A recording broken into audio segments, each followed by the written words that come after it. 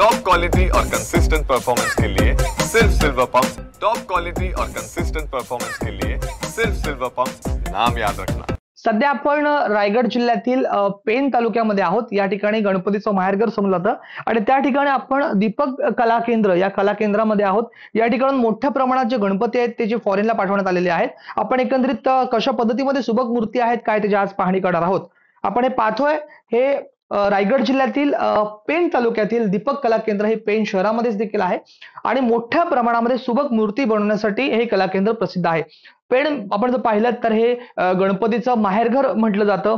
पेण असेल त्याच्यानंतर हमरापूर असेल या ठिकाणी हे गणपतीचं माहेरघर मानलं जातं। आपण पाहतोय सुबक अशा मूर्ती ज्या आहेत त्या या पेण येथील कला केंद्रामध्ये दीपक कला केंद्रामध्ये ज्या आहेत त्या उपलब्ध आहेत। एकंदरीत जर पाहिलं तर आतापासूनच मूर्ती बुकिंगची लगबग जी आहे ती सुरू झालेली आहे। इथले जे इथले मालक आहेत त्याचे व्यवस्थापक आहेत त्यांच्याशी आपण बातचीत करूया।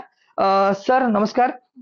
एकंदरीत सर काय सांगाल आपण आज आपल्या गणपती कारखान्यामधून मोठ्या प्रमाणात मूर्ती बाहेर गेलेल्या आहेत। साधारण किती मूर्ती ज्या आहेत त्या बाहेर देशामध्ये गेलेल्या आहेत? आपल्याकडनं दीपक कला केंद्रामधनं कमीत कमी 15,000 मूर्त्या बाहेरच्या देशात आपल्याकडे जातात। USA, लंडन, मॉरिशस वगैरे या ठिकाणी मागणी म्हणजे बऱ्याच प्रमाणे मागणी येते आपल्या इकडे। आतापर्यंत किती मूर्ती आपण पाठवलेल्या आहेत? आतापर्यंत 15,000 ते 17,000 मूर्त्या आपल्या कला केंद्रामध्ये आपल्या गेलेल्या आहेत। नेमकी ही प्रोसेस कशी असते म्हणजे बुकिंग कशी होते आपण ते कशा पद्धतीत पाठवता काय नेमके प्रोसेस काय कशी? बुकिंग आता आमचे काय काय जे कस्टमर आहेत ते ऑनलाईन पण बुकिंग करतात आणि ते कस्टमर स्वतः पण इकडे येऊन चॉईस मूर्ती घेऊन जातात। म्हणजे जी त्यांना पसंत मूर्ती आहे त्या आपल्याकडे घेऊन जातात। अशी बुकिंग होते।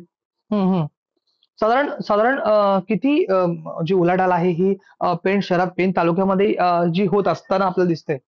एक कमीत म्हणजे जी उलाढाल आहे ती करोडाच्या आसपास म्हणजे उलाढाल आहे। कमीत कमी 20 लाख मूर्त्या आपल्या पेण मधनं तयार होतात हो हो। जास्तीत जास्त। साधारण आपण जर पाहिलं तर पेणलाच या मूर्तींची पसंती जास्त देशामध्ये विदेशामध्ये दिसते त्यामागचं काही कारण असेल स्पेसिफिक असं? पेणला म्हणजे कसं आहे, पेणला जी आपली कला आहे जी आपली डोळ्यांची आखणी मूर्तींच्या आणि कलर कॉम्बिनेशन आणि वेगवेगळे डिझाईन त्यामुळे हे सगळं आकर्षक आहे पेणसाठी।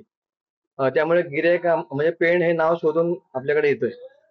आपण जर पाहिलं तर बरेचसे सेलिब्रिटी देखील पेणमधूनच मूर्ती घेतात असं कोण सेलिब्रिटी वगैरे आपल्याकडे आहे? सेलिब्रिटी म्हणजे आपल्या मंत्री वगैरे सगळे आपल्याकडे इकडे येऊन जातात पेणला म्हणजे घेऊन जातात मूर्त्या। चॉईस मूर्त्या ज्या ज्या त्यांना लागतात त्या डिझाईनच्या वगैरे कलर कपडे क्वालिटी वगैरे ते सगळं असं घेऊन जातात। साधारण किती महिने आधी आपण हे काम सुरू करता? आमच्याकडं विसर्जन झालं 10 दिवसाचे मूर्तीचं की आमच्याकडं कलर काम आमच्याकडे चालूच असतं। म्हणजे आमच्याकडे 12 महिने आमच्याकडे प्रोडक्शनचं काम चालू असतं मूर्तीचं। आपण जर पाहिलं तर ते हे दीपक कला केंद्राचे जे मालक आहेत ते आपल्याशी बोलत होते।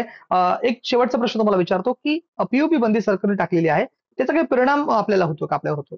पीओपी बंदीच्या सरकारने जे टाकलेला आहे निर्णय आमच्याकडे जे गिरायक येतात जे कस्टमर येतात होलसेलचे किंवा रिटेलचे येतात ते जास्तीत जास्त पसंती पीओपीलाच करतात। कारण का पीओपीची जी मूर्ती आहे ती हलकी असते वजनाने आणि पैशाच्या प्रमाणे ती थोडीशी कमी याच्यामध्ये किमतीमध्ये भेटते।